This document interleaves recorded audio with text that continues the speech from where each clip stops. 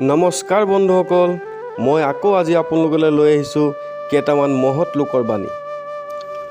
অধিক মিঠা নহবা, তোমাক খাই পেলাব, কিন্তু অধিক তিতাও নহবা, তোমাক গিলি থ'ব। ভগৱানে তোমাক এখনে মুখ দিছে, আনখন মুখ তুমি নিজেই সৃষ্টি কৰি লৈছা। বৰ বেছি হুলস্থুল কৰা মানুহে জীৱনত একো কৰিব নোৱাৰে। পাপক ঘৃণা কৰিবা, কিন্তু পাপীক ঘৃণা নকৰিবা।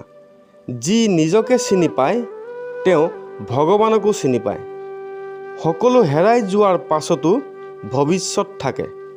প্ৰথমে নিজকে বুজি লোৱা, তেতিয়া আনক সহজে বুজিব পাৰিবা। পৰিশ্ৰম যিমানে কঠোৰ হ'ব, ভাগ্যও সিমানে মুকলি হ'ব।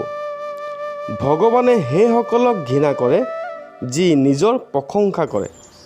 ভাগ্যক বিশ্বাস নকৰিবা, বিশ্বাস কৰিবা তোমাৰ শক্তিক।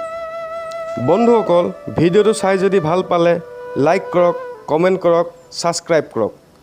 আপোনালোকৰ স্বাস্থ্য ভালে থাকক, জীৱন সুখময় হওক, তাৰে কামনাৰে আৰু এটা নতুন ভিডিঅ' লৈ অহা প্ৰতিশ্ৰুতিৰে আজিলৈ আহিলোঁ। ধন্যবাদ।